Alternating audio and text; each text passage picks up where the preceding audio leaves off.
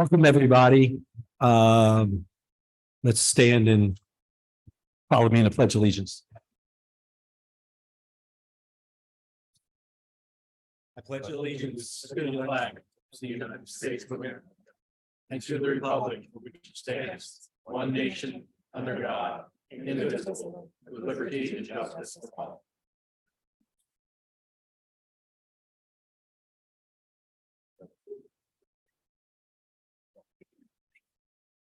Well, we'll move on to residents' request. The board provides a time of public comment at committee meetings for residents and taxpayers to bring their thoughts on specific agenda items to the board. But it's not a time for exchange between the board, administration, or the speaker. We ask the speakers to refrain from identifying specific students, staff, or community members by name. Each resident is provided up to 3 minutes to speak at committee meeting on a topic identified on the agenda. Residents and taxpayers are interested in making public comments must complete electronic registration prior to 3 p.m. the day of the meeting.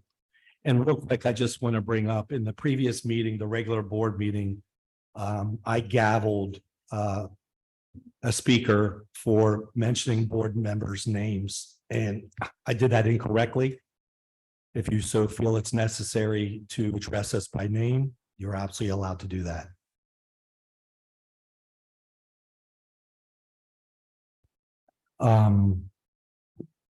Moving on the personal, I'm sorry. We have one speaker tonight, and Mr. Graham, if you could introduce them. Yep, our only speaker this evening is Jennifer Augustine Lewis.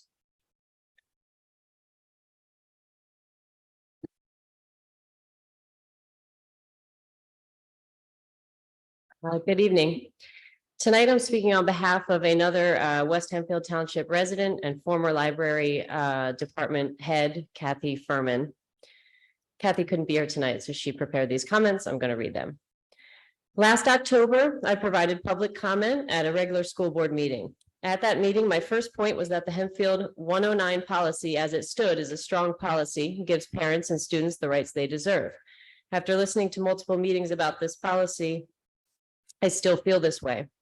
The policy as it stands recognizes the professionalism of certified school librarians and teachers to make selection decisions for all students with clear procedures and guidelines. I know that additional administrative regulations have been implemented, giving parents an opt-out form so that they can make choices for their children. These new procedures give the right of every parent to choose what their student reads, but parents don't have the right to choose for other students. The current Hempfield policy ensures that the school district is not violating the student's right to intellectual freedom and removing books from the library as affirmed in the Supreme Court case, Board of Education versus PICO. The current policy also ensures that the school library is providing materials and information that presents all points of view on current and historical issues, and that no one person or group can prescribe or remove material based on their own personal or political views, which also aligns with state and federal laws and court decisions. Hempfield School District administrators and school board members need to recognize and respect the work that trained certified school librarians do to connect students with the right book at the right time. The certified school librarians carefully select resources for the school library collection that meet the academic, literacy, and social and emotional learning needs of all their students. Students have a fundamental constitutionally protected right to access reading materials. Parents have a right to determine what is appropriate for their child without dictating what is right for any other child. Hempfield schools students deserve access to a balanced school library collection where they can identify and see themselves in books, as well as have insight and empathize with others that aren't like them, so these students can thrive and grow in the world they live in now and in the future. To Hempfield students, there are some who are not giving you credit for what you've learned in school and learned from your parents. They don't believe you have the ability or that they can trust you to work with your parents to make the right choices about what to read. However, as an experienced educator, I have faith in all of you to be able to choose what to read and also to be able to read and consider information from varying points of view and use it to learn and thrive and grow as lifelong learners and contributing citizens. That's the school district's mission. I know you understand your freedom is at stake here. You have the right to read. Celebrate the Right to Read Day next Monday, April 24th. And she says respectfully submitted by Dr. Kathy Furman. Thank you. Thank you very much. Moving on to personnel action item. I'd like to make a motion. I'm looking for a motion to approve the employment of Amy J. Secor as Assistant Principal, Hempfield High School, effective date to be determined, provisionally according to federal and state law regulations, compensated in accordance with the Act 93 salary range. So moved. Thank you, Mr. Donato. Second. I didn't even hear Check one. Thank you, Charles. Mr. Maris. All in favor? Discussion. So, Yeah. I mean, just You're right. I apologize. Any discussion, concerns?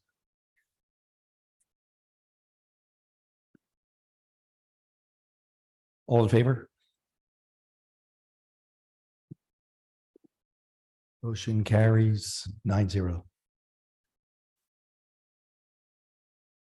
this point, I'm going to turn the meeting over to, Mrs. Sequel here. She is not, she is traveling with work. Oh. She may be online at this point, and she was going to try, depending on the work schedule, to be online. It would be a cell phone, that would be it. No, okay. in case we wanted to congratulate her. I know Dr. Brossman is here. Yeah, so I'll just speak on behalf of the Seaport. Thank you very much for the board's support for this candidate, and we look forward to having her start at HHS as early as possibly May 2nd. So she's wrapping up her current assignment and she'll be with us early May, and we share that with our staff here at Bates High School, and we're excited to be fully staffed. Thank you. Welcome.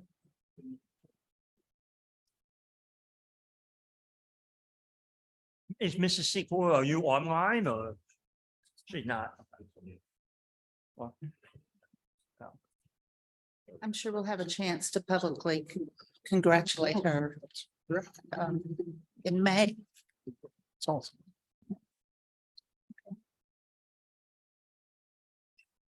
Yeah, need real quick.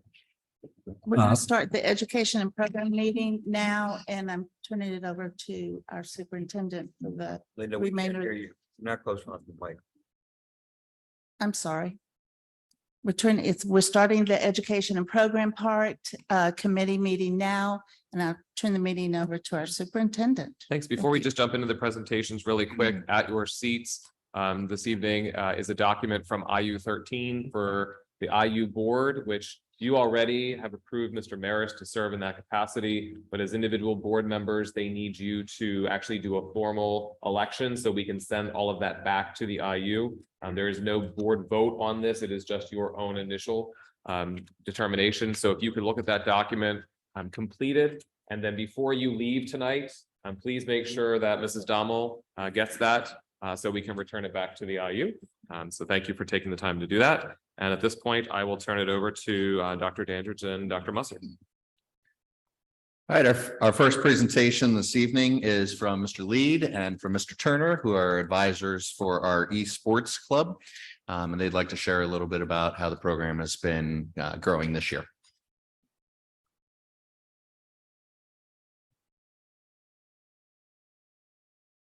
Good evening, everyone.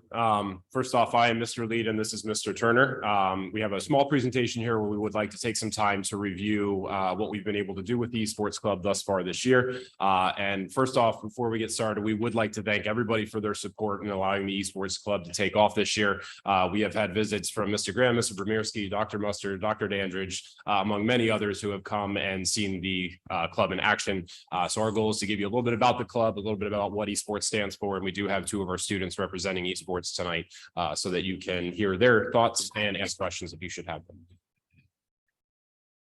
So put simply, we are going to cover what esports is, how the program works, our associations that we've made this year as a result of our participation, our current state of the club, some student testimonials, which again, we'll have two students here available. I did take testimonials from other students who were not present this evening so that you could see some of their dialogue and how they've felt about their experience with esports, and then take some time for questions. So put simply, because esports is relatively new, and it might be something that some of you are not very aware of in terms of its presence, not only in schools, but also in the country and the world. So esports is a competitive sport where participants compete against each other in popular multiplayer games. Overall, competitions take place between 3 to 5 players between the game that they are participating in. And on the professional level, just to kind of put this into perspective, esports is currently a multi-billion-dollar industry that continues to grow every single year with more games added as they're created.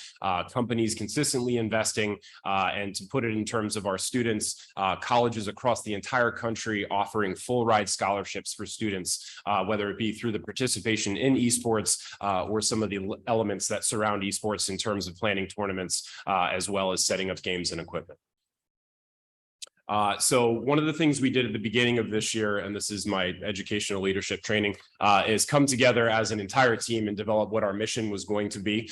So we spent some time talking about what a mission looks like. And given that this is our first year and we are trying to establish the foundation for what future years of esports will become, we wanted to take some time to feel out what they wanted to get from the year, as well as what Mr. Turner and I had expected from them. So to put simply, we are looking to foster a team first mentality, develop a community of gamers focused on bonding over a common love for gaming, while also creating a competitive edge that is sustainable for years to come. We do plan on coming back to this consistently over the years as we see new faces. But again, this is what we are trying to establish and what we were trying to do for our first year in this club. So with our current format, we meet on Mondays for practice. So practices take place in Mr. Turner's lab immediately after school. We practice from 3 to 4:30 on Mondays. We also meet during our Win 5 schedule. That's what counts as their club during that time.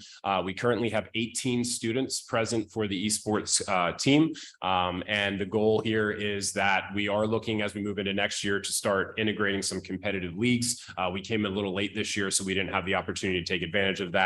But we did have the opportunity to do a number of friendly scrimmages against local schools like Warwick, Manheim Township, as well as Conrad Weiser, and looking to add some few more before we end out our year. So just to give you an idea of some of the partnerships we've made, you'll see a list of different logos there. The ones that I want to point out specifically are Emerald Esports. It's actually a local Lidditz company that has reached out to schools and has supported them as they've developed their own esports teams. Hempfield is actually a little bit later to esports in terms of the schools around us. Warwick has had a team running now for 2 years, Township for 3 years, and Penn Matter actually has a ranked team in the game of Overwatch. So again, this is something where we're coming in new, but we hope to be able to compete against them in years to come. And Emerald Esports has been great with that. We did get a $500 scholarship from Emerald Esports to assist us in purchasing equipment to try and upgrade the things that are available for our students. The other ones on there, including the Video Game Clubs of America and the Scholastic Esports League, provided us with documentation and how best to start the club. And then our goal is to join in with the Scholastic Esports League next year for competitive play. And as you'll see on there, we also have pretty heavy connections with IU13, who we meet with monthly. We talk about what we need in terms of our esports team and what we can do to continue to grow. So the current state of the club, planning, the goal right now is planning for the 23-24 school year. Again, trying to add more competitive element to the club aside from just scrimmages. We will be graduating 7 of our 18 players. We like to keep our numbers at 20 to keep it manageable, as well as with the equipment we currently have available for us. So the goal is to fill out that roster to 20 next year. So we will open that up to other players. Basically, in terms of the competitive league, we need to take into account costs, because there is a per student cost that we would have to incur for that, but we would be looking to do some fundraising opportunities to do that. We are looking to add an additional game next year with Overwatch. Again, we're looking to broaden our number of games to allow our students opportunities to compete against local schools. Again, we did Rocket League and League of Legends this year, and Overwatch would open up some other schools that would be available to compete in that as well. And really our goal is to continue our club, trying to maintain etiquette, as well as making sure that our students best represent Hempfield when they are competing in these sports. So here you have a list of student testimonials. Again, I'm not going to read any of those to you, but we do have 2 students with us this evening that have graciously given us their time, and we're going to allow both Hunter and Ethan to come and take our chairs and speak a little bit about their experience with esports at this particular time. Before we turn it over to the students, we do have a club meeting tomorrow, so if anybody happens to be in the building, you can stop by and and see it firsthand. Thank you. What time is? So that would be our Yeah, Win 5 schedule that begins at 2. 2:05, somewhere around there until 2:50.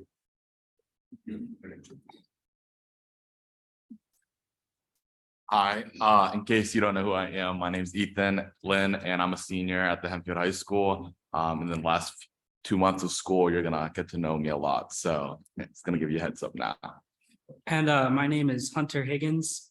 I'm a junior in high school currently.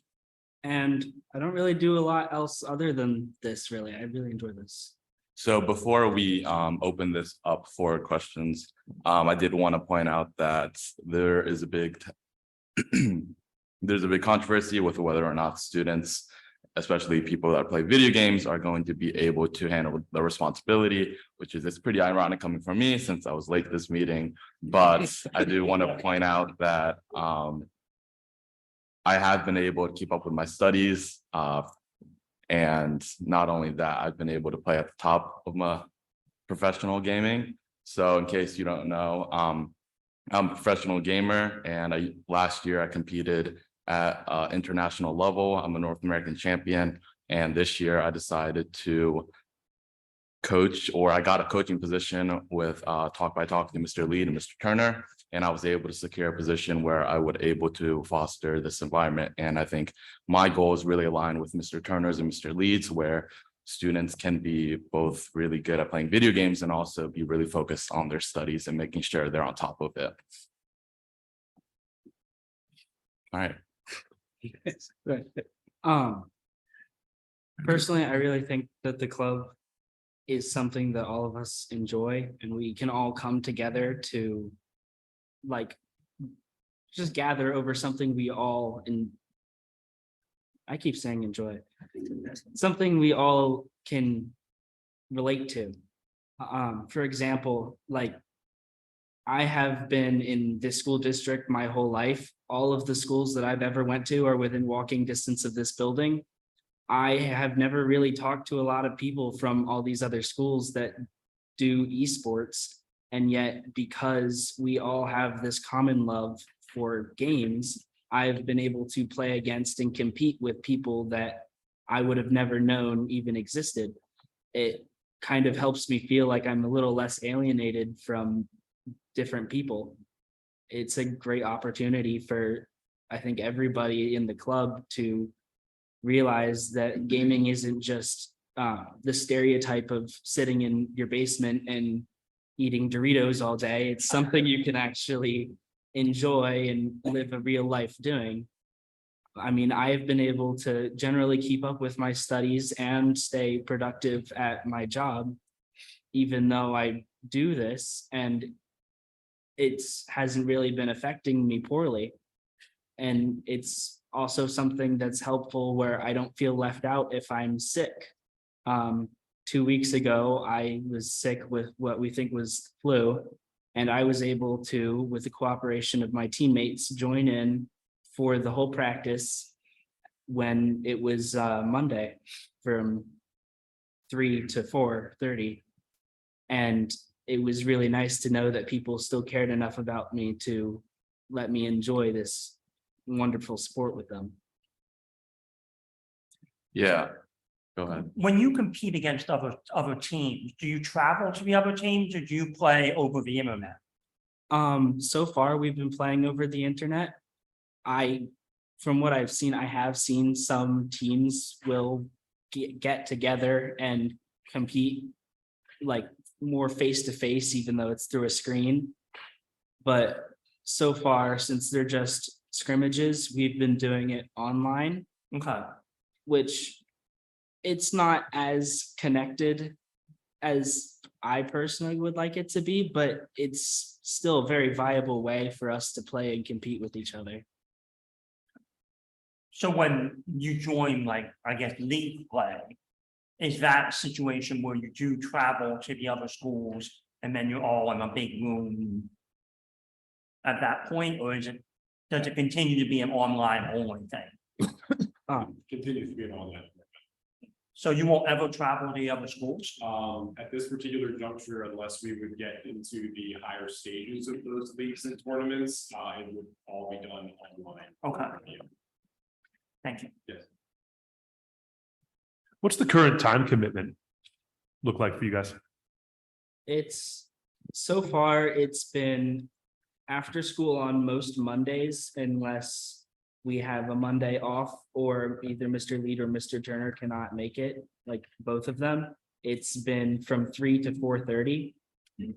And all Win 5 club days unless we need to make up schoolwork. Yeah, just to piggyback off of that. It's a very laid back time commitment. The number one goal of our club is to make sure that our students and each other are doing well in their classes and making sure that we have our work turned in. And once we have that, all that done, then we're able to use that time from 3 to 4:30 on Mondays to practice and connect with one another. Very good, thank you. I remember when this was first presented to us several years ago. And there were goals set out, and I have to say I was a bit skeptical about the connections that the students would be making. But you have confirmed that the goals are being met by sharing your experiences with us. And thank you for doing that. I appreciate it very much. I'm glad it's going well. Yeah, of course.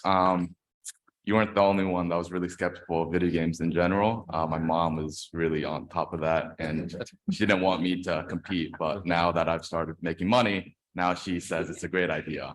So, but in all seriousness, video games unironically did change my life. And I think I would have never been able to be at where I am academically and in terms of work ethic from a lot of my teachers. All of them are coming to me and telling me that why that all of a sudden I work really hard in all my classes, especially my math classes, from someone who struggled with simple geometry and algebra. Now I'm taking calculus, and a few years ago I would have never thought I would have ever been able to do that. But with being able to connect with other students and other people around the world with video games, I think it helped me be able to share that bond and be able to communicate and socialize with my teachers as well and get connections with them on a more professional and personal level. And I think being able to have that teacher bond and they really supported me even when I was like across the country. I was coming into school on Google Meet at like 6 a.m. in the morning, coming to like my math analysis class. And even when I came back 2 weeks after in school, it seemed like I didn't really miss anything because I was always there one step at a time. And my teachers, Mr. Saad, he really made sure that I was caught up and with everything.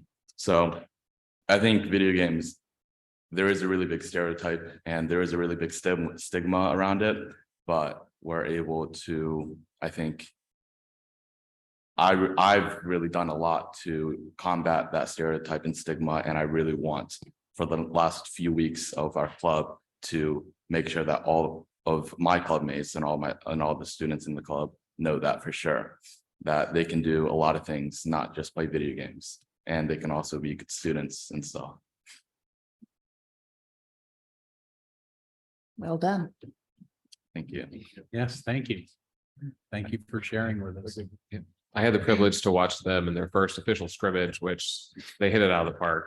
They did phenomenal. And the camaraderie that all of you have that we were able to see, and the willingness to come together for an area that you're all passionate about. And to not only, it is more than just playing the game. And that's an important piece, kind of a takeaway, but the positive impact that not only you're having on each other, but then you're able to have with the teachers and others in other schools is huge. So I do thank the board for the continued support. If you have a chance to get in to see them, please go in. It is fun. Thank you. Thank you.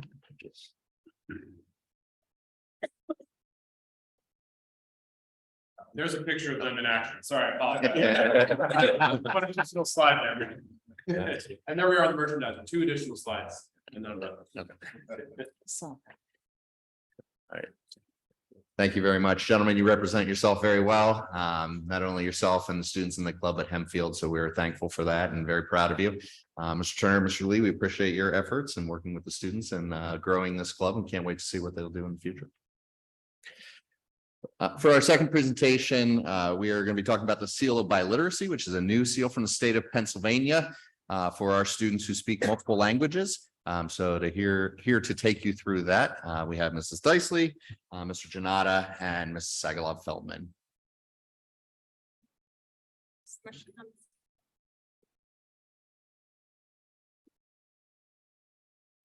Right, so as Dr. Dandridge mentioned, this is new to Pennsylvania that they are offering this opportunity for school districts to apply to be able to offer the seal of biliteracy to our students. It's relatively new in Pennsylvania, but not new in other states. Pennsylvania is a bit behind in this. I think, didn't you guys say maybe the 35th state to begin offering this? So the Pennsylvania seal, the purpose, as is stated up here, is to recognize the value of world language and dual language programs, affirm the value of cultural and linguistic diversity in our schools, certify intermediate high proficiency in English and another world language, provide employers with a method of identifying candidates with biliteracy skills, and provide universities with a method to recognize biliterate students. So this is coming from Pennsylvania, those bullets. You can keep going, Mike. So we put together a committee to look at what we would need to do here in order to be able to offer this seal. And so you'll see we had administration as well as teachers from world language and ELD and a school counselor, as well as these two coordinators who are also teachers.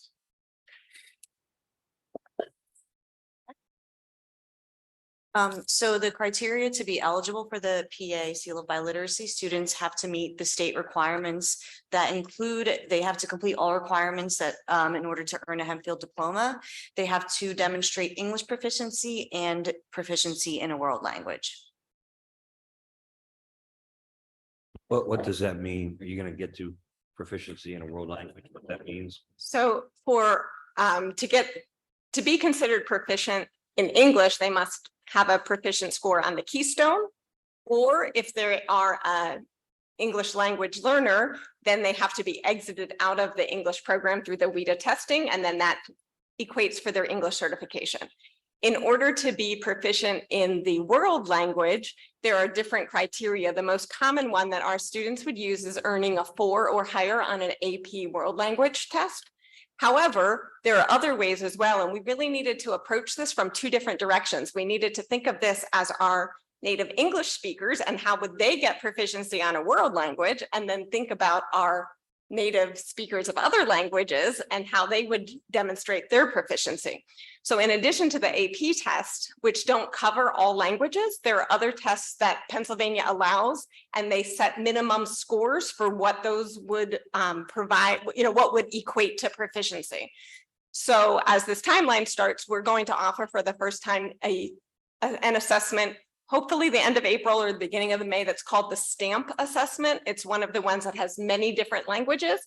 And we'll be offering that to less than 10 kids this year. We have quite a few who have already qualified based on AP testing, and more that will be qualifying on AP testing once that's given in May. But this is our first time trying to do one of these other assessments for different languages. Additionally, one language that we also have to keep in mind, and it's why we have a special education teacher on our committee as well, is American Sign Language. So if we ever have students coming through the school who are proficient in American Sign Language, they would have to take a proficiency test in that, but it's another area that we want to keep in mind. I'll let you guys walk through the timeline a little bit more.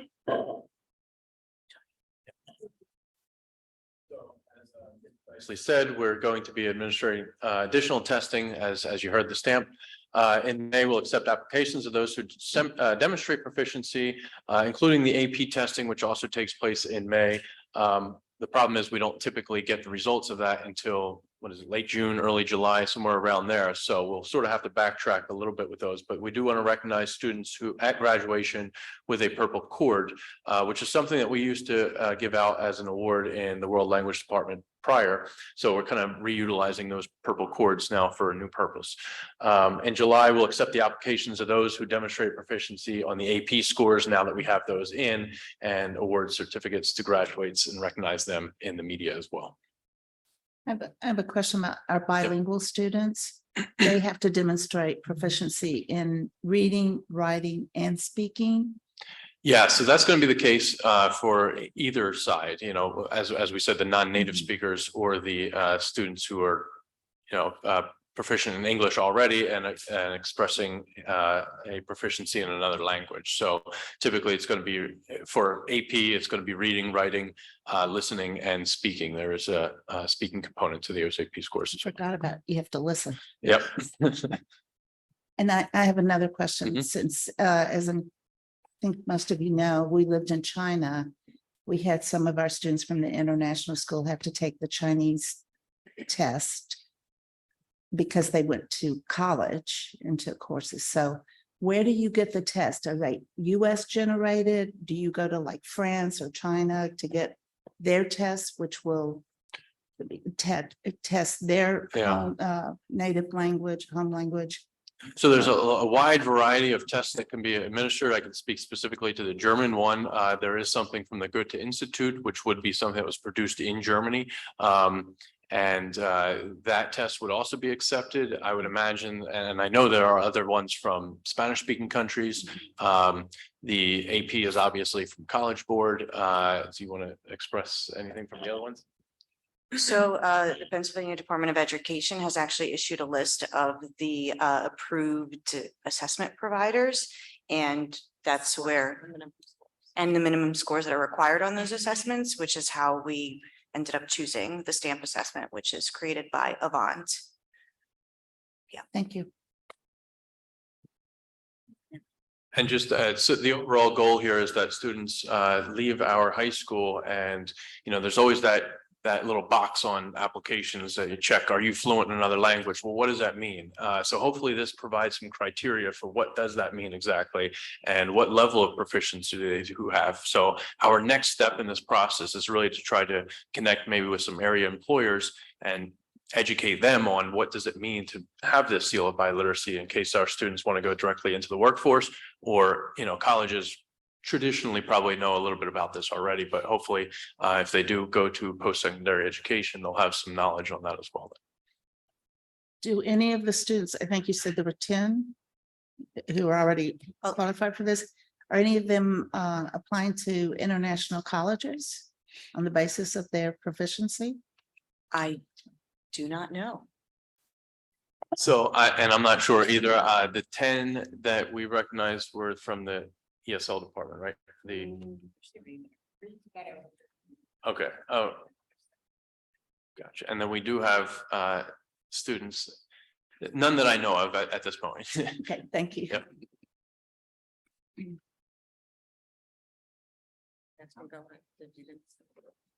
you.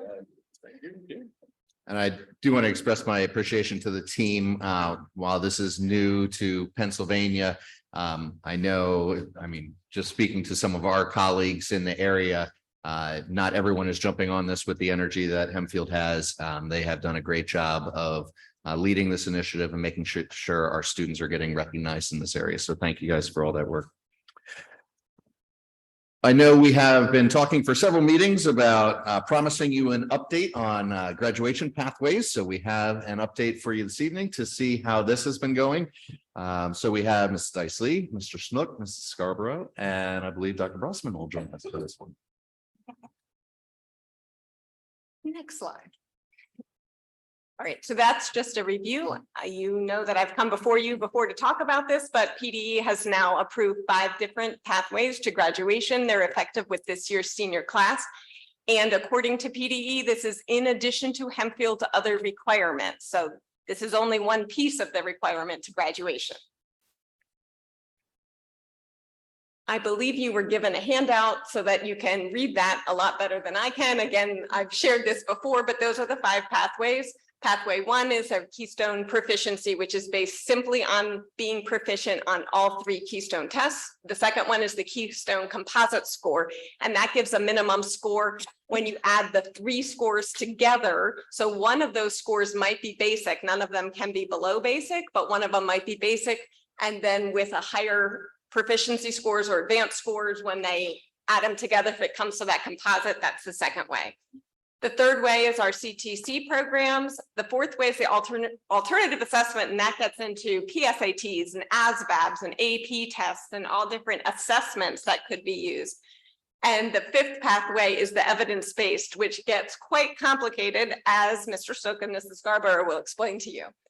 If you go to the next slide, you'll see where we are right now. So at the beginning of this year, we had about 130 students who had not met a pathway.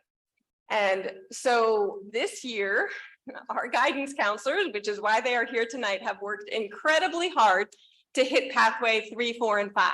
So when I say that, at the beginning of the year, based on Keystone scores, pathways 1 and 2, like I said, about 130 kids who had not made it. At this point, and that was as of April 12th, so I don't know if you guys have an update, but at this point, we're down to 9 students who have not met one of these pathways, thanks to the incredible follow through of these 2 sitting right here, who have spent an enormous amount of time meeting with kids and trying to provide different opportunities for them, which I'm going to let them explain. So I can report that we are down to 7 now as of today. So we are just trucking along here. I want to thank Carol Dommel for her reporting end of things. Seriously, we could not do it without you. We are tracking kids, but you are doing awesome, amazing on the reporting end. Next slide, Mike, you're gonna go to the next one. Carol's on there, number 1 bullet. Carol. Yes, yes. So in working with pathway 3, 4, and 5, we had the opportunity to bring in some schools to do early decision for kids to get a 4-year college degree pathway. And of the students that we gave that opportunity to, some of them weren't interested in going to college, but it meets a pathway. So we gave them the opportunity to interview, and now we actually have some students that are going to go to college who weren't. So that's the pro side of this, I guess, as we are tracking kids down and trying to get them to do things that they weren't expecting to do this year. I'll talk a little bit too about the evidence side of it. Pathway 5, I had the opportunity to work with a handful of students to do a service learning project. I had them do a food drive, a book drive, clothing drive, and we also created cards that I dropped off at one of the retirement homes with some puzzles, just kind of a well wish, have a great day, Penfield kids are thinking of you. So that was a fun service learning project that kids who wouldn't have done something like this got to do. So I'll let Justin. So out of the 7, I have 5. She has 2. She's working harder than I am. No, Really not a competition. Okay. it's a little bit for me. I'm competitive. So I will say, if we jump back to pathway 3, that is the CTC one. That's a big one. We have a lot of seniors that have met it through CTE, but I will say we've had students that have wanted to come back mid-semester without a pathway. And thankfully, with the support of Mr. Brossman and us getting in touch with students at the CTC, we have talked them into getting more supports at CTC to be successful and also to meet the pathway. So it's kind of a double win in that pathway, as well as for the student to stay there, get the certifications, get the pathway, and be successful. So that's been a good highlight as well. I will also talk pathway 5 because that is evidence-based and that is pretty much pick your poison. It's a menu and you have to figure out a lot of different things. And like Steph said, we have had students that have gotten accepted that, I mean, I had a student that didn't think he was going to get into college at all, got into college, came up to me and hugged me and he's like, this is the greatest day of my life. So just knowing the fact that he got accepted, had the pathway, but also gave him a little bit of confidence in his educational path. was a pretty cool moment for me in my career. I will say though, Mr. Gleason set up CPR. That was great certification. We actually had all our students do what they needed to do online prior to the hands-on, but having Mr. Gleason here also, hopefully moving forward, we can make this a certification that we can have scheduled a little bit earlier in the year, so it's not as late. But it was a very, very good Just lots of experience. tracking down kids and making sure they're doing the online portion is 4 hours and then the in-person, Mr. Gleason was about an hour and a half. So it was lots and lots of nudging. Lots of tracking. For those kids, but they did it. And Bill Gleason said they did fabulous and it was a success. So we were happy about that. Yes, and just communicating to parents these pathways, I think that's also the challenge. The students understanding that they've met 28 credits, but they haven't met a pathway is sometimes some hard conversations for the home, and we've had many of them. So I think our goal, we've succeeded. I Yes, feel like. yes, we came in this year very overwhelmed, wondering how we're gonna get down to less than 20, I think was our original thought. And once we kind of pushed that aside and really started getting into it, it wasn't too bad. And I'm a list It wasn't too person, so when Carol starts getting kids off that list, I'm just I know. licking my chops. I love it. It's definitely motivating. So, And just getting them to apply to hack and getting full-time letters of employment. So we do have some students who, I mean, it's unfortunate that you can't just have full-time employment and that be good enough. But that's one piece of it. And we were able to successfully get kids full-time employment as well. So. yeah, I was just gonna get to that. Yeah, that's his case. Yeah, so we did have a record number of students taking ASVAB probably ever in Enfield. That I'm aware of since I've been here. We had over 137 students, 11th and 12th graders take it in, I want to say that was the fall one. Unfortunately, the numbers of meeting a pathway wasn't as high as what we were hoping. We ran it again just recently. Dr. DaCosta from the 11th grade counseling. She ran it and we had some more success. I think, sometimes we go out and it was trial by error here. So we were throwing things out to see if we would get kids to get a pathway. And that first initial throw at ASVAB, it didn't do as well as we were hoping, but yeah, we had 137 in the Buchanan gym in the fall. That was a good bit. I think we were down to 60. We were in the 60s in the spring. So I think we got about 13 off the list with ASVAB. So yeah. overall, that was And successful. 13. They just have to take the test. They don't have to. Yeah, they have to list? score. They have They to have score to- a 31 or higher. Well, hopefully. Well, so that, and I that would was say the, that. that's, so there was so many roller coasters with this, because we would have students where we would say, if you do this, it could get you off the pathway list. And we would have students that would score not so well on the ASVAB or not get accepted into a 4-year, and that wasn't really their path to begin with. Right. So it was, But then they're sad and crying because they're thinking they're not graduating now after, we tried to help them get that pathway and then they didn't score high enough. So it's been a lot of ups and downs. then we have Put to, it nicely. we go back to the drawing board and try something new, so. Yeah. So I'm thinking about your workload because we hear about the heavy workload anyway. So what has this done to your workload? I mean, and have you had to spread some of your previous Yeah. duties, That's a for great lack of a better question. word, I appreciate you so asking you that. could do this? Yeah, definitely. So there is some frustration in this because, like we mentioned, we're asking kids to apply to a 4-year college that aren't interested in going to college. They have a plan. They have a path. We've worked with them in a path, but they haven't met this state requirement. And we're having kids just apply to colleges,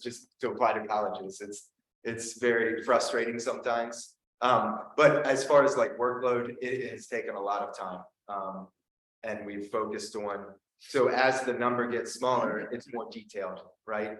You try to grab them with the ASVAB with the 4-year college, but if that doesn't happen, we are doing service learning projects, or we're sitting down with these students and showing them how to apply, or we are trying to get the right paperwork for full-time employment and what that looks like, on top of meeting with their parents and explaining everything to them or their guardians. So it is a lot of work for just the pathway portion of senior year. So it said here you're 12th grade counselors, but when do you really start doing the work to make sure the kids are working towards a That's a good pathway? question. So this is the first year, this is the first class that has the pathway. So Okay. not to mention, it has changed since this summer. It's changed a few times along the way. The verbiage in the handout that you got has changed up through July, I believe, this year. They changed a few things because of COVID on the Keystone Composite score, so then Carol had to go back in and work some magic to be qualified based on other ways. And I should also mention that Mrs. Sagalog Feldman, who was up here with me for the last presentation, also has worked incredibly hard with our English language learners to make sure that they're getting pathways. And one of the courses that we had to improve last year was what's my classical, your career pathways for English language learners. And she's used that class as well as an enormous number of meetings to try to help specifically our L's be able to receive pathways. So I will say the junior counselors right now are also looking at pathways. Carol again has made a document that has all our students at the high school at this point. So students are starting to meet the pathway. She is checking them off that list and moving them to another. So we have a great snapshot of students, I think all the way down to the 10th, 9th grade that have, if they've already met the pathway, they're off the list for those counselors. So a lot of this is starting early 11th grade, but we're working to get some more certifications for the industry-based certifications into classrooms so we can start sooner and not be waiting. Great, because we don't get, most of our Keystone scores are back at the end of the sophomore year, because kids are taking their 3 Keystones in their freshman and sophomore year, so that's when we have an idea of whether or not they hit pathway 1 or 2. But, Mr. Graber, do you want to move ahead to 2 slides ahead, the next one? There we go, so looking ahead, which is exactly where the question was, so we will continue to work on this. The way our counselors work is they move, so these 2 will become the 11th grade counselors next year, and then 2 more will be going up to seniors, so that they work with the same kids for 2 years, so that helps them follow with these pathways. In the fall, Pembroke will have to report the number of students who graduated in each pathway as part of the comprehensive planning portal, so I think that'll be you two over here doing that. And it gets detailed in that as asking us not just did they graduate in pathway 5, but under what evidence did they use to graduate in pathway 5? So it's a very detailed report. And then as you just mentioned, stuff, the very last bullet there, that we are working on adding more industry credentials, which is one of the options in pathway 5. Into our classes. So for the first time next year, 2 of our technology education classes will have industry credentials built into them. So students, if they need those tests in those classes, those will be in place next year. And then we're also looking into our FCS class and our business classes perhaps for the following year to put even more industry credentials right into our curriculum. So prior to the pathway program, what did we have? Just the Keystone exam was in order to graduate? You had just high school diploma. I call it diploma. This, Hempfield criteria only. this is a requirement that they've been saying they were going to enact for years and years and years. And then they kept saying, nope, not this year. Nope, not this year. But finally, this is the first year they said, okay, we're holding you to this. And so our team did an incredible job of meeting that mark. So the question is, has this made it harder or easier to get a higher number of graduates? Because I assume not everybody graduates coming into the senior year. Well, it's one more step. So anytime you add another requirement, So it makes it more that could be difficult. viewed as a barrier. Yeah. Okay. Are we making parents, like when course selection is done in 8th grade, obviously you're telling them you need 28 credits, but also where parents being where the pathways, because again, it seems to me if you're starting to look at this in 11th grade, that's really You know, it seems like it should be starting when they walk in. Yep. Day one. So I can tell you that last summer, when Dr. Becker did all the ninth grade tours, the handout of the 5 pathways we've given out, when we did the course selection, well, the back to school night on February 2nd, and we had a presentation for incoming ninth grade parents. Dr. Becker had the pathways handout there. So we're trying to get that out to parents and make them aware of the pathways as early as possible. Okay. Also, in the course guide, and you also mail home with every Keystone mailing to try to make sure that parents understand the significance of the Keystone in relation to graduation. The kids that successfully take algebra in middle school and pass the keys, because they're taking the Keystone exams, if they score proficient or advanced, they've at least, you know, if they don't totally bomb the other 2 exams, they've made it basically. Correct. With that part. But that's also an important part of the conversation. Anytime someone wants to come in and do an opt-out, we need to have the conversation to explain to them that you're going to need a graduation pathway. If it's not going to be the Keystones, then you're going to have to do one of these other things. Would you say overall this program has helped our kids to be better prepared to go into the world?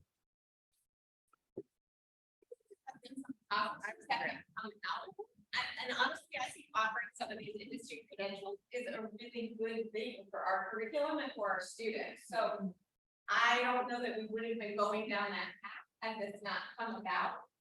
But I also see that we're jumping through a lot of hoops for some kids that are not necessarily, you know, you're having kids apply who aren't going to college. However, a few of those did end up going. So We, you know, with that too, I think we've really pushed the PSAT test hard and the ASVAB test hard. And so students that hadn't considered college or hadn't considered the military before, you know, at least they're getting exposed to those things. So it's probably too soon to say, you know, is this a true benefit? But we've certainly provided, as Justin and Steph have shared, you know, students have been exposed to things they hadn't been before, and they're considering things maybe they didn't before. So, you know, in education, general, you know, in general education, exposing kids to as many things, possibilities, opportunities as possible is always a good thing as they're trying to find their way. At the end of the day, the intent is good and they are taking feedback and we are making adjustments as that feedback comes through. As we said, we were making changes in July. So this is our first year. We expect that that'll get better before. I don't think my mic's on. It's not. I have 2 questions. Will we get a report back after this class graduates, since they're the test class, of progress reports and whatever kind of reports we need to know or that you need to know, and then share with us about the success of this program? And Are you asking if this tracks post grad? It does not. a part of that, but just how it's going, I guess. So, Progress. so the big report tonight is to share with you that we're down to We're only doing it. 7 Okay. students that haven't found a graduation That's pathway. huge. And for comparison, I know Dr. Musser's talked to other districts in the IU and the region, and We're sitting in a really nice spot when they share their numbers. I just sit there quietly. I don't want to make anyone feel bad. The team really has done an amazing job. I know sometimes we throw that around like, hey, this was an all team effort from Carol, from Bill. And as we look at continued program moving forward, I definitely think there's some positives that came from this. I think we got to do some tweaking moving forward and continue to be planful about when we're exposing this, because we also want to make sure that we're continuing to push the Keystones option as the easiest option for kids to meet a pathway. Because going back to what you stated on management from counselors, the more that meet pathway 1 and 2 are less that our counselors are really working very intensely with. And so that leads into my next question. Congratulations on doing such a great job and for working so hard towards that. You're the whole team. We appreciate that. What did you not get done that needed to be, like, what fell through the cracks? What? Yeah, no, I don't know how else to say that, but. One of the, I would say, probably some academic support for students in their senior year. And what do you mean by that? So I would say maybe we would probably have spent more time with academic interventions, different tiers of supporting students that might be in a failing state, meeting with either teachers or parents a little bit more. I would say, like Checking in with students who are failing more, like we typically are really on top of them. Well, we're really on top of these pathway kids. So we're relying on. sometimes it teachers. goes hand in hand. Yes, right. So we're relying a lot more on teachers to do some of those things where we used to be a team doing it. And we're kind of pulled away from that a little bit. So we're not doing it as much. One final question from me. Is there any chance that the 7 can become 0? Yes. No. I was gonna say, I. Answer is yes. Sorry. My From us? So the answer is yes, through a different pathway through me, in the state's requirements. So. Understood. I also want to say that there are a couple on our list that have some very unique situations that aren't academic based, that make it very hard for them to get to a pathway. Hopefully you can read through the lines. No, I understand that and I Yeah. appreciate that. And thank you all for all that you've done. And 7 is pretty miraculous. I hope it's 0. Mrs. Johnson, Yes. in light of the fullness of the agenda and the lateness of the hour, may I recommend that with Dr. Mustard's permission, that we defer the comprehensive plan update until a future meeting? I'll probably be at that meeting, so that's okay if you're asking me. I think that's fine. Any objections to that from anyone? It can not be here till 10:30 again. Okay. Thank you for that. Do we need to make a motion or anything, or just make a note of it in the minutes? It's not an action item, so probably not, but I Okay. mean, we could do it real quick if you feel better about it. No, I just want to make sure we follow the procedure, and so we'll just make a note of that in the minutes. Since it's not an action item, It's not, probably. it's just information. Okay. Okay, thank you. All right, that concludes our part of tonight's meetings. So Thank you. Thank you. now policy. Thank you, Mrs. Johnson. We'll move over to policy, personnel and legal. First will be a review of policies 105.1, 2, 108, 108.1, and 109. Mr. Kaminsky. Thank you, and good evening officially. So you have a packet of those policies, just like we did the last time. This time, we put page numbers at the bottom, so if you can just hang with me, I will tell you what page I'm on as I walk through it. So that is this packet, for those of you. So we're gonna start, just on page 1, starting with policy 105.1. This is the review of instructional materials by parents or guardians. This policy coming back for just some additional work. Anything in red was, again, from the original policy, something that would potentially be added. Anything that I'm recommending that we remove has the strike through and a yellow greenish color highlight. And so if you would turn to page 2, because our discussion and our last meeting on this policy revolved around the type of review and kind of the frequency that this could occur. So as I went back to look at it, I am recommending that we strike out that first phrase there, upon request from parent and guardian, because we already make available existing information about curriculum standards, instructional materials, assessment pieces. That's all public knowledge, and that isn't anything that a parent has to request. But what I did then, taking that information, was added that if a parent or guardian wishes to engage in a review of materials for an entire course and or courses that are scheduled for an entire, like a semester or a school year, that's that larger scale review compared to a review of like, hey, I just have a question about this unit. That's a conversation between the parent and the teacher. But what we're talking about here is that large scale review of a course, its course contents, material, whether it's a semester course or year long, that the conditions of that request beyond what's again noted above there would be what's below.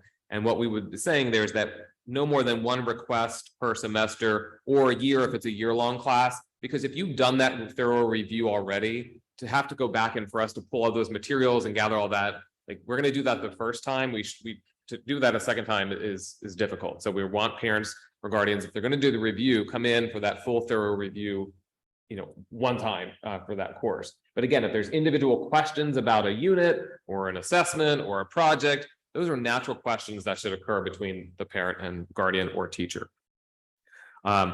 Item 4 on that under guidelines, there was just a question about the timeline. And really, when we went back and looked at that, that's really when those requests come in, that's where a building principal is going to respond to that parent to set up a time in a reasonable amount of time to get that parent or guardian in. It didn't need to say within 10 school days. Like, we want that done as soon as possible. And so we would just recommend just a reasonable time frame there. That was the only change or update based on the discussion from the last time to now with regards to that. So I'll open it up for any questions, comments around this particular policy. I don't feel very strongly about this. However, I think it's worth mentioning. My concern with a reasonable amount of time is that is very subjective, and a reasonable amount of time for the school district may be, 120 days. It may be 1 day for a parent.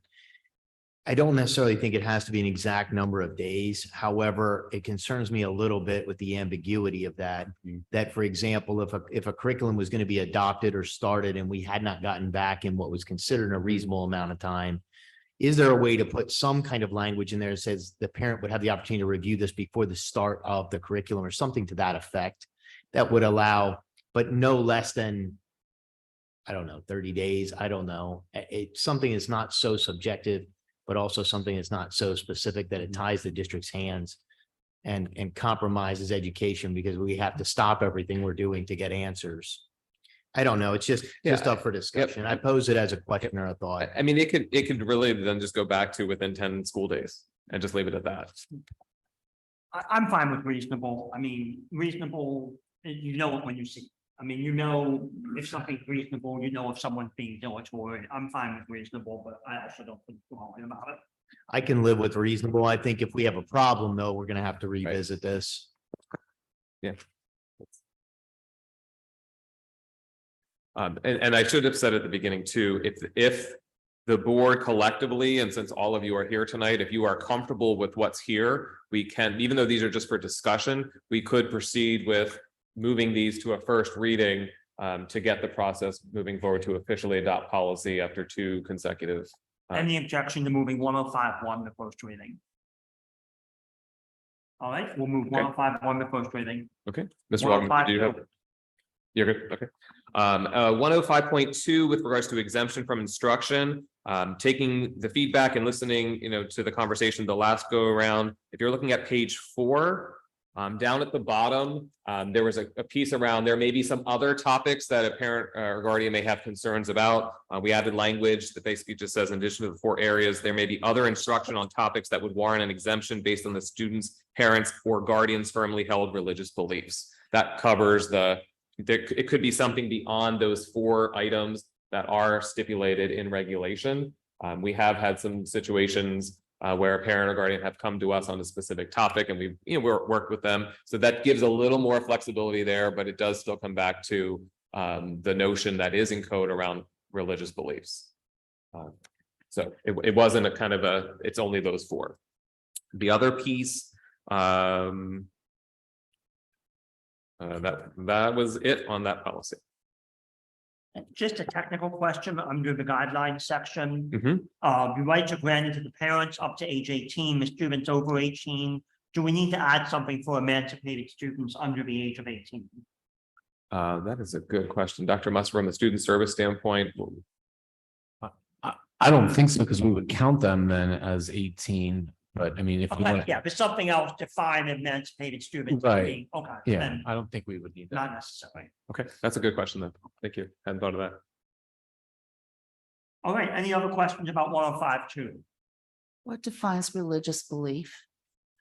That is between the parent, the child, and then them coming to the school saying there is no definitive in regulation around that, given that religion Okay. covers so many topics.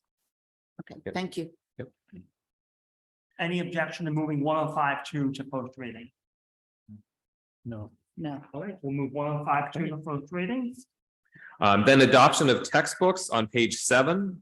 With regards to policy 108, there were no additional changes to this. There was a question around the 2/3 vote. And so digging back into code, if you actually click on the footnote there of number 3 of chapter 24 of Public School Code, section 803, that actually stipulates for textbooks that exact language. So I'm just bringing that to your attention, but there were no other changes to this particular policy other than what you see here from the last time we met. Okay, any questions or concerns about 108? And since the changes to 108 appear to be de minimis, unless people object, I would recommend that we move it directly to second reading. Any objections? All right, we'll move 108 to second reading. Okay, then we will go to page 8. Policy 108.1. Again, this is a new policy just based on discussions. This would be the resource material and other material provided by educators. There was a request to add a piece on the definitions around technology tools because later in the policy we talk about reviewing that. But I just put there, defined as apps, websites, and or software applications to kind of cover a catch-all piece around technology tools. On page 9 at the top, this to the question around the 2/3 vote going back into code, it lists specifically for textbooks. So my question there that I have commented, it really comes down here to the will of the board with regards to, do you want the same language with the resource materials and other materials, et cetera, for this policy to be consistent with the textbook policy or not? I was the one that brought that up, so I would tell you, let's keep it consistent unless anybody has an objection. Okay, keep that. If you go a little bit, if you go further down under the other material provided by educators, we had conversation around the classroom library books. And while we're not requiring educators to maintain lists, the discussion was around back and forth between full knowledge of or the topic of being responsible for the book. So I changed, you can see what I crossed off and just added are responsible for the books they are providing to students based on what was talked about. And again, there was debate back and forth, but you can see what it looks like. And that's for more discussion.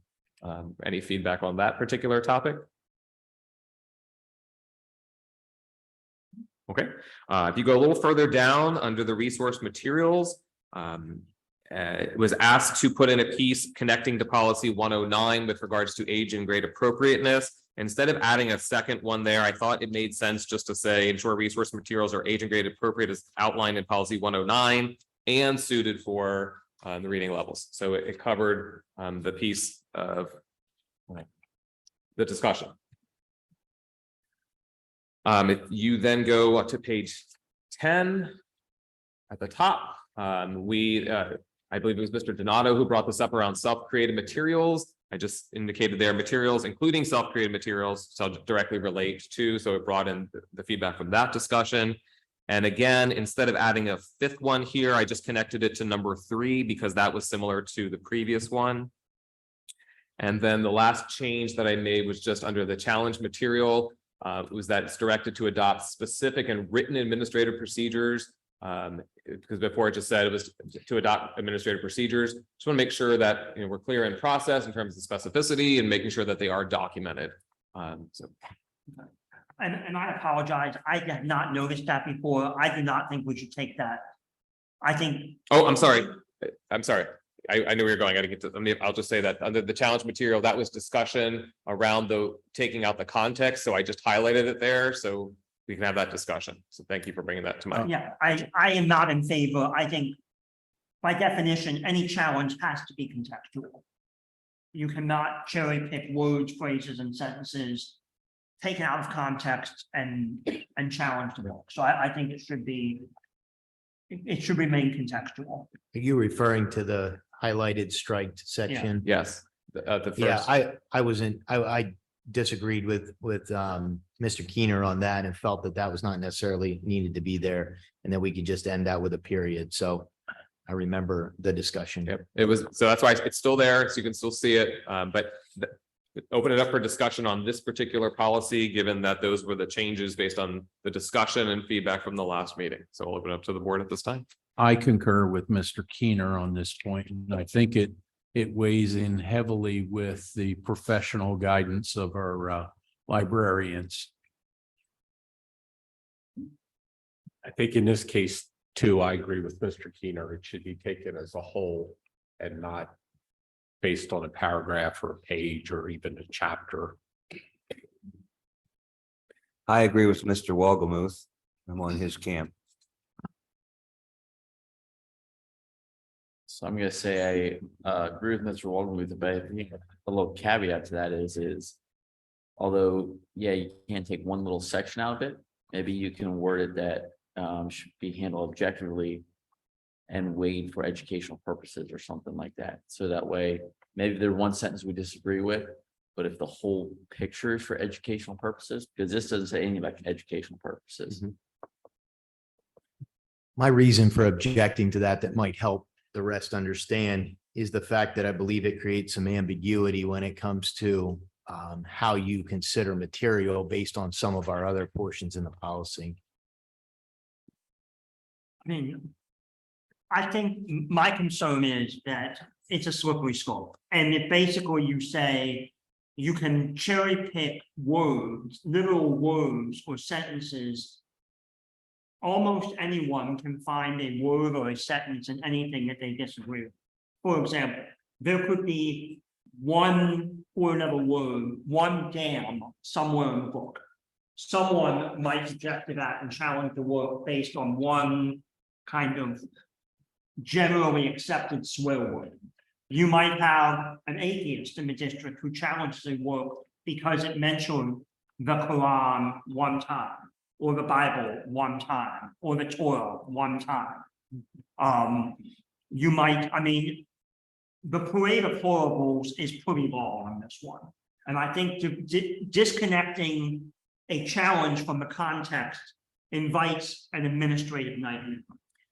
I would just disagree respectfully that this statement says the review of challenge materials shall be handled objectively. That does not in any way inhibit any objective handling of the materials. So I respectfully disagree that we need that additional language, which in my mind doesn't create any additional clarity and also doesn't create any additional barriers. It provides a standard to govern the review. But you- Otherwise, Mr. Walkermuth, a moment ago, you were concerned about the word reasonable, and I appreciate you changing your position on that. Not But this very is exactly concerned the for the same record. argument. Not very. This is the concerned for same the argument. record. It is, but it isn't, because here's what I would add. That there is no, you stated that this provides what you would call some kind of gauge or some kind of level of assessment. Help me understand how the ambiguity in that following statement creates that. Because I don't see a way to match what you just shared from that statement. Sure, weighing shall be handled objectively. It means objectively, everyone looks at it dispassionately and without regard to their personal beliefs. I agree with that, okay? But then the second How do you part measure it? provides the standard. How do you measure that? How do you measure the second part? How do The you second use part that is very second, how does that second part help you measure what you're saying can be measured by allowing that sentence to be in there? I don't understand. Sure, it forces, the second sentence forces the reviewer to how they are going to conduct the review. We can't predicate the challenge on one out of context word or sentence or phrase. Rather, we have to predicate the review on the work as a whole. The same as it's the same standards we would use to decide to put a textbook in the collection to start with. We're not going to look at a sentence in one book and say, wow, I agree with that sentence, let's put it in our collection. We're gonna look at the work as a whole. Well, Grant- So I think we should apply the same standard to review of challenged works. Reviewing objectively doesn't mean we're gonna accept the challenge based on a word or something. I don't think Correct. that second part of the sentence helps at all. Then why do you object to that, reading that language in there? It just makes it more confusing. It makes it less confusing. Because it creates additional ambiguity around how someone is weighing the value of that material as a whole and not on a passage or a segment. It just creates additional narrowed focus that creates ambiguity. When you have the word handling objectively means that you look at things objectively in the context of the whole. And this covers that without creating additional confusion around the additional language. I would support it the way it's handled here, and I'll leave it at that. Well, the way it's currently written is weighing the current policy includes that. I'm suggesting it creates ambiguity and that is covered by the review of challenge materials shall be handled objectively. And the word objectively says you're going to look at it as a whole. Period.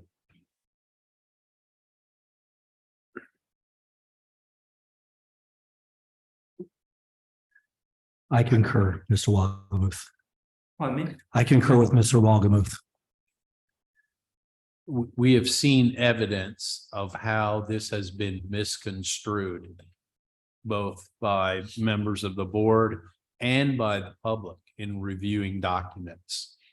And to proceed down this path, I believe is blatantly inappropriate. I guess I don't understand why the board would object to writing a policy that provides greater clarity about what the policy says. I think that's the point of contention. I disagree that it provides additional clarity and would suggest that it provides more ambiguity.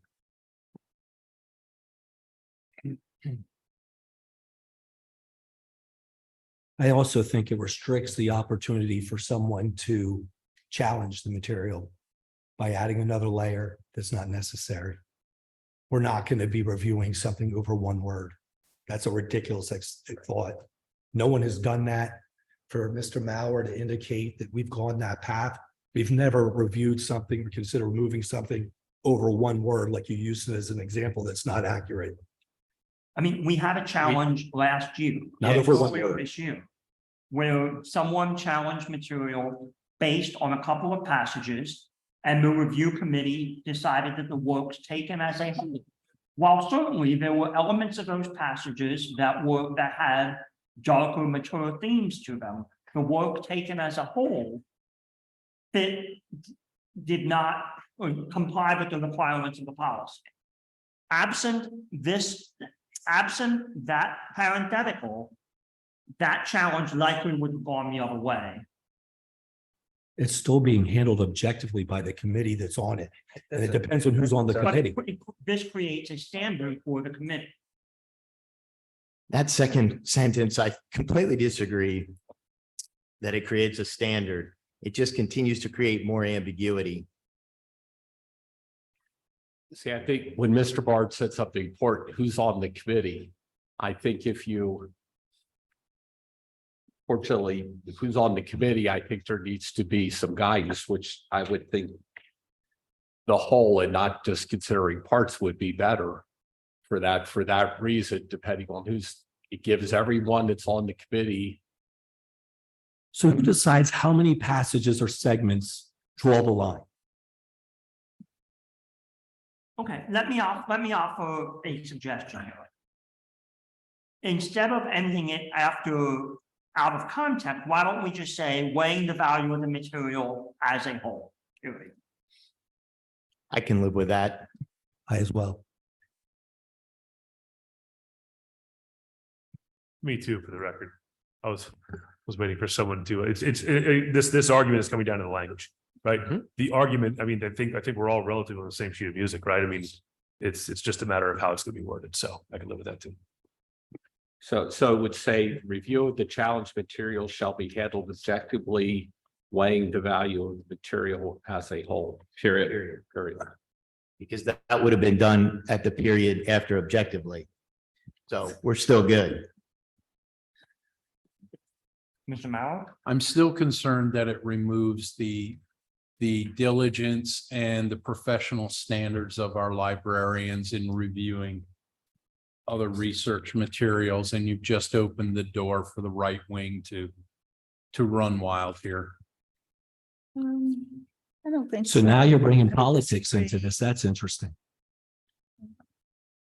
I think if, as we go further, and I may not. I'm sorry, Mrs. Johnson. I'm sorry, I'm thinking as we go forward, we will also see some suggested policy changes or additions to different policies for text in 108 and 109 to create some parameters where some of the issues that we have been faced with will be handled by the policy, what the policy says. So as one who has been on a challenge committee, I think I'm probably a little more loose than some about what we approve and don't approve. But we're going to have some new guidelines, I think. So I go along with what as a whole, because anytime you look at anything for resource materials, you do need to look at it as a whole, as an educator. And if it's so grievous, I think the initial challenge would be, we don't need to look at this as a whole. This is just so grievous, so wrong. What's it doing here to begin with? And I have confidence that that will happen with curriculum choice committees, with Mrs. Dicely, Mr. Hoffman, teachers, our librarians. I have confidence that they will follow the guidelines and eliminate some of those questions. So I think just putting as a whole, I've lost my page now. Page 10. Thank you. Weighing the material as a whole. I mean, that brings in so many things, educational purposes, does it contribute to knowledge?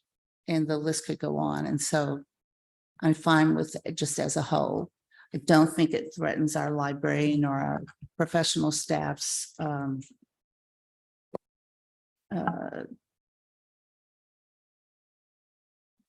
we still recognize the professionalism and the professionalism of our staff. Absolutely. Thank you, Mrs. Johnson. Additional comments? I happen to disagree. I think it sends the wrong message to our professional librarians. They've quoted this passage over and over for a reason in evaluating reference materials. This board is blatantly overriding that. And obviously you have the ability to do so.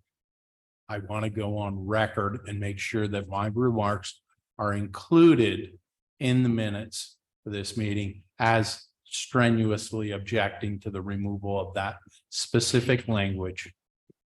Mrs. Donald, can you, thank you. Also, I would remind, looking back, the title is Resource Materials and Other Materials Provided by Educators. So this does not specifically address the library, of which we will get to that when we go to 109, which is the next policy we'll be looking at. I'm not sure how to add this, but with challenging materials, this does tie into the section with textbooks. I don't know, whole or even consider it out of context. I'd like something in there about educational value when we're looking at it. What's, what is the purpose, the objective? I mean, we have No, professionals, This is only resource material, not text. but still it's for educational Okay, value. They're okay. creating, I mean, they're not coming up with resource materials for True. no reason at all. It's educational value. Teachers don't have time to. Well, should we say weighing the educational value of the material as a whole and bake the word educational right into it? I would like that simply because that's why it's, that's why they're doing this material, the textbooks. I'm all right with that. That to me is a given, but if we want to put it in there, that's fine. Would there be any merit to put an educational material for the current subject or the anything like that needed And for I whatever think this class it is, anything like verbiage. that, or is that implied? Well, under number one, it talks about materials, including self-created materials shall directly relate to, support and enrich the courses of planned instruction. The board, so answers my question. that covers that. Yeah. Okay. I'd like to say one more thing since I have the opportunity to be on camera. I want to remind everybody, something was brought up in one of the last meetings, that just because we are refining or modifying a policy, which is our duty to do, and providing guidelines for our professionals to handle business day to day, does not mean we're impeding on their ability to do their job. More, we are giving them guidance on how we would like the job to be seen. And as representing the community, that is our responsibility. I agree, Mr. Bard. So do we have consensus on that blurb, on the first blurb on the challenge materials would now read, the review of challenge materials shall be handled objectively, comma, weighing the educational value of the material as a whole, period. Sounds good. I agree. Good. Thank you, Mr. Keener. And Mrs. Donald, did you get that? Yep. The verbiage? Yep, we got it. Okay, thank you. All right, with that, any objection to moving this policy 1081 to first And reading? I have a question about the I'm trying to find the right phrase. The administrative procedures to respond to the section and review of the materials. Yep. To adopt specific and written administrative procedures. Those are included or would be included like as a. Because it wasn't clear to me until like last week, for every challenge, a new committee is formed. Which I did not know that. It needs to what? I'm sorry, I didn't hear you. Every challenge has a new committee that's formed for each challenge. I did not know that previously. I thought it was a standing committee. So where do these written specific administrative procedures, where do they go as an addition, an annex? We can do it Where from do we an AR find standpoint. those? Yeah, we can keep those in administrative regs. We have ARs. Sometimes we attach them to it if it's needed to execute the policy. Sometimes they're just housed in administrative guidelines and handbooks. We can talk about those administrative regs. They're not required to be board approved, but we can certainly share what's out there. I can pull some different samples for the board to look at as well. And Thank you. Mrs. Johnson, currently, as you know, as you may recall, the final stage in the challenge process is a review by the board, such as the Yes. subcommittee that you chair. So I'm sure that whatever the administration promulgates, will have that as the final step. Correct. Right, the Yeah. board has the final word, which is why we're not on any review levels prior to for the challenge. Like there's a building challenge, there's several steps before it ever comes Yep. to the board. So, yeah. Okay, so any objection to moving 1081 to? Yeah, 1081 to first reading. All right. Okay. 109. Okay, 109. So school library materials, policy 109. I did see I missed it. Should have said of that March, just say an April revision because we're still working through this. But there's nothing else. If you get down to age and grade appropriate, starting on the second page, this was through discussion, concerns that I've heard. Before we go too far, this is something minor and a little bit small, but on the first page under purpose, and I brought this up at the last meeting. It's not a hill I would die on, but it's something that I think does warrant at least mentioning. And that is under the first paragraph where it says, since school libraries are viewed as a place for voluntary inquiry, library materials, instead of must be treated differently, which is a very direct, strong word, I had suggested are treated differently from instructional materials.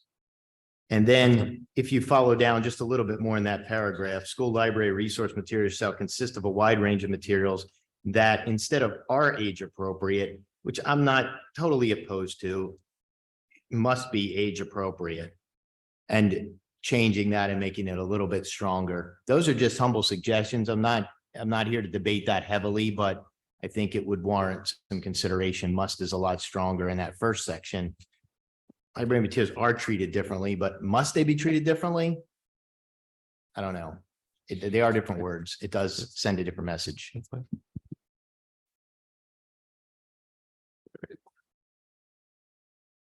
Well, for one thing, they're not board approved. That's why they are treated differently. Well, I don't see the library resources and classroom curriculum in the same way. So. Well, I think we agree. Okay, Why don't we just say all treated differently? that's what he said. That was my suggestion. Yeah. That's okay.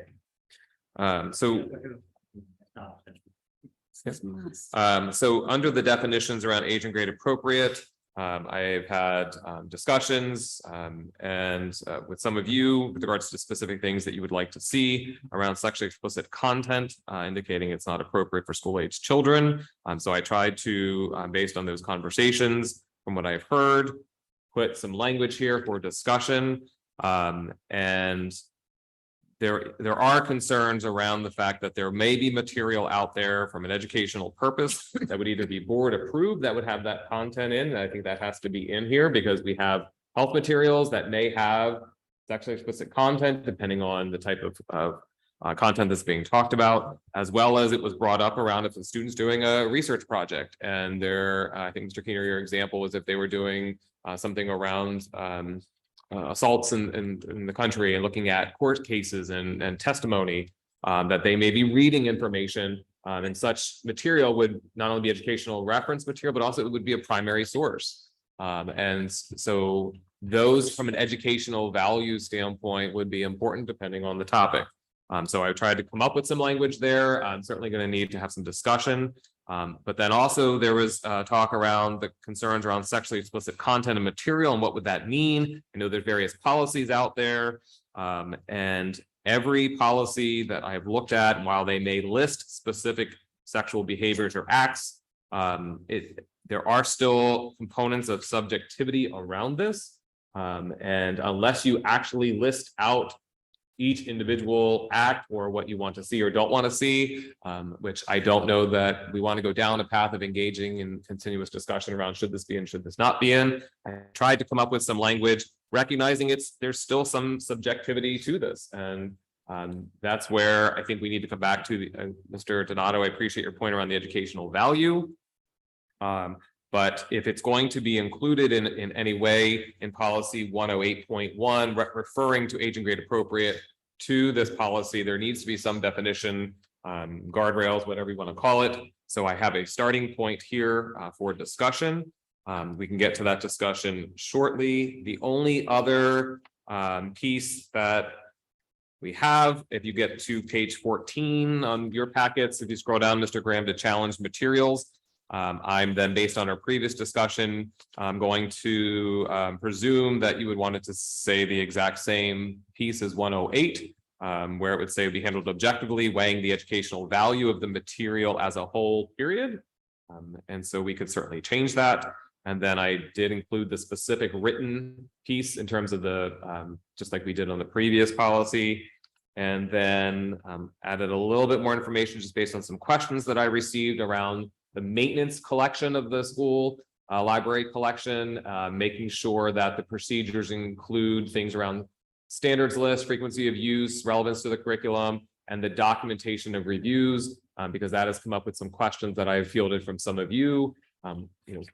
To know if a book is questioned or challenged, that was a piece that was asked. How do we know if this made it through kind of the weeding process of the circulation? So having that documented, it's no problem to put it here from a policy standpoint. And so those were the additional changes based on discussion and trying to come up with something to bring for discussion. So at this point, I will open it up for discussion. I think you did a good job with the policy, Ms. Bremerski, and I really don't have any strong suggested changes from the changes that you've made. I would like to make sure, and you may have said this, Mr. Pomerski, but under challenge materials, Yep. we're gonna make that exactly what we just decided. Correct. Okay. Yep. So that'll be the same as policy 108.1, where it will say the review of challenge materials shall be handled objectively, comma, weighing the value with the educational value of the material as a whole, period. Kind of going back to your first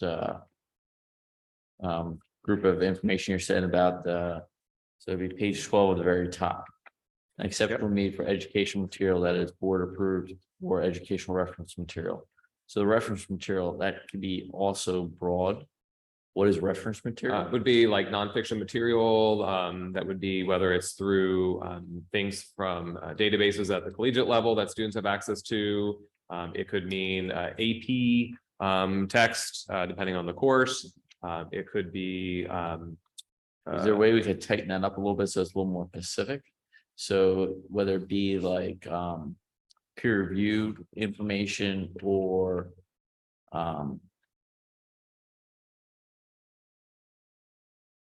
that is age appropriate for that research project, or and maybe that's covered somewhere else. I don't know if it, I don't know if it can. I'm just thinking, is there a way to say what is reference material? Because when you write a paper, you have to, there's You have to cite the requirements sources. and then there's requirements for sources. Right. I mean, some of that really you're starting to look at, if you're, a lot of the research is coming through nonfiction material. There are some literary analysis that are done where you have text that you are going to be referencing at different levels. But all of the, from an educational reference standpoint, that would have to be cited as work that was used. So that's just where the language came from, but to try and, I mean, I would say either we need to change the language or that needs to be another word that comes in from a definition and we work through a definition on that. It's just a suggestion, just something I thought about is like, what does that really mean? I mean, this is dicey question from a curricular standpoint, educational reference materials versus primary sources. Would it be fair to say like primary source would be a better word to use there? Because not all things are primary sources though. That is like looking at an original journal. Right. from a certain time period, but leaving it with the educational reference materials allows it to include something that might be on an AP College Board recommended reading list that's not, that they need in order to do that Right. research. Like, couldn't that mean also just any magazine or article or like news article or anything like that, I mean, as well? I think I may have a solution. Yep, that's good. So under sexually explicit content or material, I think this captures largely where the board is. I would make one small suggestion. I would simply say that graphically and pruriently describes or illustrates sexual behavior or acts of any kind, and actually there should not be an S at the end of kind. Yes, thank you. What? What was the word you used? Pruriently. Pruriently? I need to look that up. Can you give us a definition, Grant? Sure. Essentially arouses sexual. Yeah. I think the policy needs to be understandable as much as I appreciate that extensive word. If I have to look it up, I'm concerned. I'm not the only one. I'm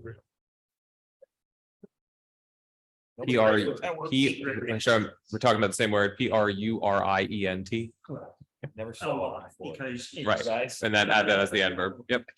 I don't think we want to use this word because we distill this down, if I'm remembering correct, for the student handbook. And we need to have, and some of the policies, aren't they This- reflected in the handbook? This would not be in a student handbook. Okay, but I don't know what that word means, and I've read a lot of stuff about, I've never heard that word or read it before. And I've read a lot of stuff around this It's important topic. That we be precise and. I'm not objecting to being precise, but maybe if you could find a precise definition So other to synonyms. use instead. Linda, thanks for making me feel better. Yeah. I'm not the only one. So we've got here synonyms for prurience. Feel like I'm at the spelling bee. Please, Mr. Bomeski. admiration, ambition, appetite, aspiration, attraction. Add a link to Google in You the can keep policy. going.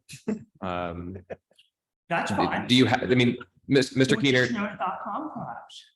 do you have an alternative synonym that could be utilized there to make it so we're not having to look it up? We can maybe figure something out. I think it's fine the way it's written.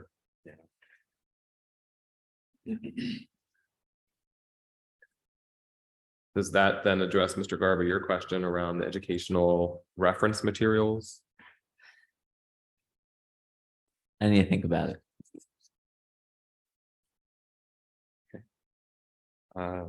Mr. Garber, I don't know if this is any help, but I think keeping it broad and reference materials just includes anything you would reference as part of, you know, a project or an assignment. And I think trying to narrow that down would be difficult and a little challenging. And I think the type of reference material that's allowed to be used is covered in the policy, if that helps you at all. Because the reference material or primary sources are connected to a specific research project, so. That would happen. I mean, there would need to be the educational value and relevance there for that.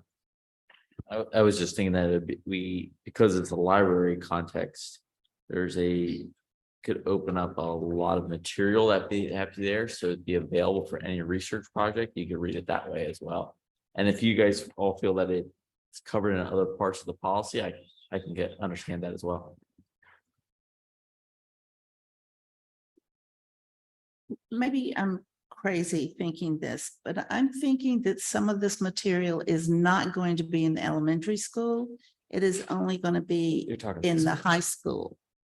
Because there is a age appropriate, grade appropriate. And there's also some phrases in here that recognizing that we have some students who read at a higher level, but we still want it to be content appropriate for that age. So I think in some parts of this, well, I don't disagree with this, but some parts of this, we have to look at the whole context of our policies. And so maybe I'm reading things into it because I've spent so much time looking at it. And I think it's fine the way it is.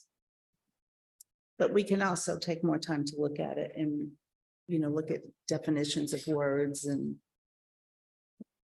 those things if we want. I've got one quick one just for clarification purposes under maintenance of the school library collection. School library collection shall be continuously reevaluated in relation to changing curriculum content, et cetera, et cetera, et cetera. Just for clarification purposes, and I ask this because we all know of material in our libraries that have been checked out 2 times since 2006. So can you describe for me what continuously reevaluated means, just for clarification purposes? It seems ambiguous to me, and I'm just curious as to what that looks like. So the continuous, it's basically, they're looking at an ongoing, it's not just, okay, we did this today or this year, and then we're never gonna look at it again. There's a cycle that we utilize. What's the cycle? Here in the district, they break up all the sections of the library and they do it, I believe it's over a 10-year plan. I think that was shared in the educational session, I think. We could get that again. And that would be a piece where it's just continually ongoing, and just because what a section may have been completed 1 year doesn't mean you can't go back to it if a question arises or information comes up. So I think having that there shows that we are always going back and looking. And while something, you know, we talk about the frequency of use and being able to go back and look at that. So if a question surfaces around a specific book, you know, we can go back and look at, you know, what was that frequency, and having it documented, they'll be able to say, was this section already looked at? When was it last looked at? You know, based on new information, should the book be there, not be there? We actually just got a new database that was shared with us, where it actually talks about some recommendations as to whether, you know, some books should still remain in from a primary, you know, part of your main collection, or should it be more of a secondary collection? And all that gets updated. So that helps us also look at things and be able to go back and say, you know, should it be here, not be here? Understood. And the librarians do all of that work. Very good. Thank you.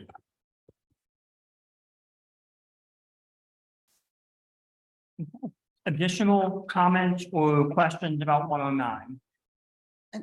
On the challenge process, you said it was every 10 years. I thought it was every 5 years. I think the whole library is Goes split through up, everything but, Selection process is a bureaucratic. right, but it with doesn't a mean, different section every year. but it doesn't mean that you can't go back and look at it. Right. Yep. And we don't always know what books have been removed. We get the numbers, but we don't get the They books. get discarded, right? And so one of the Mhm. pieces we would have is there's documentation if something is going to be removed, things are Mhm. documented, why it was removed, and be able to have that moving forward. So if questions surface, we have that information. Okay, thank you. I'm sure they have that already. Yep. Okay, anything else? All right, let's move 109 to, are we ready to move 109 to first reading? With the understanding, we'll find a synonym Yeah. for purient.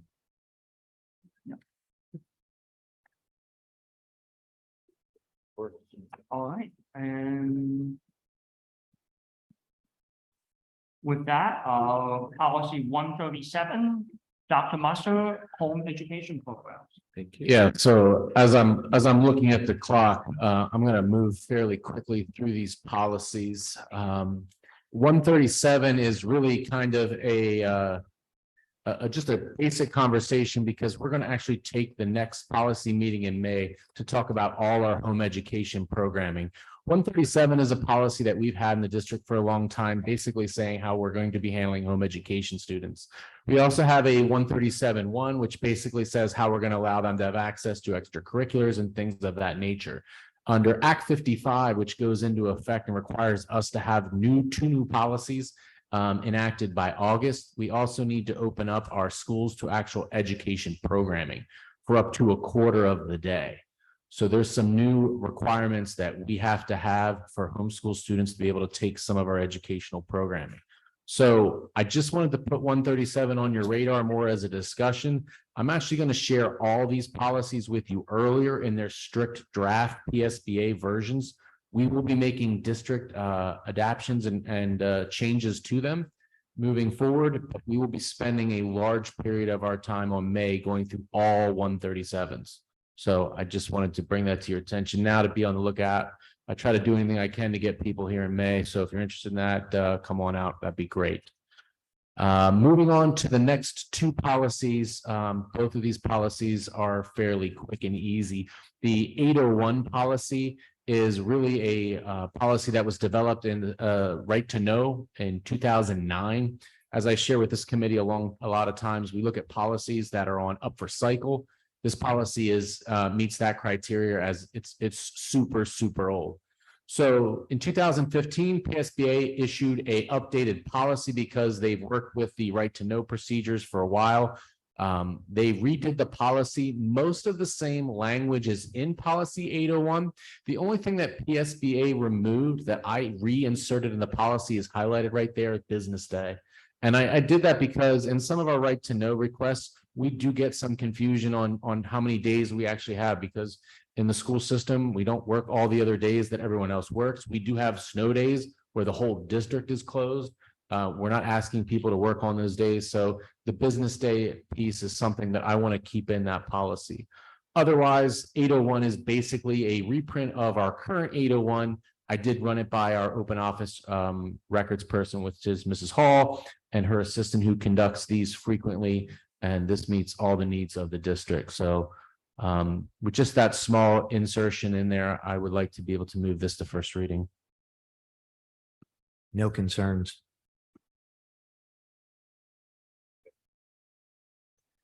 Thank you. Our last policy for this evening, Narcan. Naloxone is the term of the policy there. So if you recall back in 2016, school districts were issued the ability to get a order from their district physician to actually provide Narcan and keep it in the nurse's office. When the policy was developed, there was two options for school districts to select. One of the options was we were only going to train nurses. The other option was we were going to train everybody. Narcan was new at the time. It was hard to get. I needed a doctor's order to get it. We're operating in a very different environment right now. We actually have a standing order from the Department of Health. I no longer need those things. So those things are actually crossed out of the policy. I don't have to have an order from the doctor. We are also changing, as we're working with our district physician. He wants us to have more Narcan on hands. As you're following the news, you see what's happening in different school districts. We don't ever want to be in a situation where an outside organization's in one of our facilities and something happens and they don't have access to Narcan because it's locked in the nurse's office.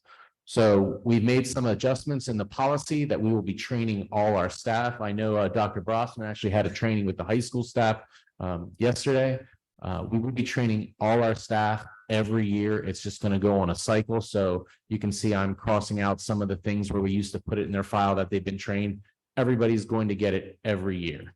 We're still going to track our nurses because they have a little bit of higher level of knowledge that I need from them. I took out Director of Student Services because that position's no longer here. But the real changes in the Narcan policy is the fact that we are now going to be training everyone. We actually have Narcan in all our AED boxes across our schools. And we're also looking for other places that we can store Narcan that people have access to it should they need it. It's free to the district. If somebody does steal it, that is always the concern about placing it. That certainly can happen. Our only responsibility is reported to the Department of Health that it has been used or stolen at the end of the year. They will issue us new Narcan. So I was certainly in favor when this policy came out to trust our medical professionals, as it was hard to get at the time and it was expensive. Now I firmly believe, and it's much like the EpiPen injectors that we train all our staff on now. Very, very simple procedure, but we needed to make some changes in our policies to comply with our district physician's recommendation of increasing our Narcan availability across the district. I have been told this, but I've forgotten if it's 6 or how many per school. So it actually Increased from what we previously had. it's we have more than that in the high school. Some of our smaller elementary buildings, it depends on the number of AEDs. We still keep some in the nurse's office as well. The other part that we're working on with Mr. Gleason too is we want to do a new instruction card, because in the training video, one of the things they tell you to go through is the instruction card. Till you go through the instruction card, you use some valuable time. Narcan is obviously the most effective the quicker it's administered. It's also something I want to remind everyone around the table. It is a what I call no harm, no foul medication administration. If it was not needed, there is no negative side effect that'll actually hurt the patient. So, and that is another piece I did add at the end of the policy. And Mr. Graham, you don't have to scroll, but any police officer that comes in or anybody else that comes in, our policy is not going to impact their ability to use their own supply of Narcan. And anyone using Narcan in good faith, whether they've been trained through us or they are an outside agency, you know, we're gonna protect them under the good faith effort. So it's I know there was initial concern with Narcan when it came out, but it certainly is saving lives. And I know there's some controversy about why we're saving those lives, but a life saved is way beyond those political arguments. And it's an easy training. It's not a heavy lift for our staff, and our policy changes are easy as well. Just for the record, you did a good job with the policy and I appreciate the changes. It makes me sad to think that we have to train our elementary staff on Narcan use, but I understand. Yeah. Well said. Questions or comments about policy 23? Any objection to moving it to first reading? All right, we'll move 823 to first reading. Anything else from you, Dr. Moss? I am good. Thank you, sir. All right, schedule of upcoming meetings is in board docs.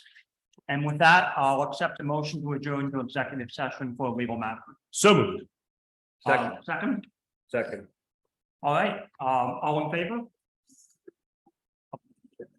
Meeting is adjourned to executive session.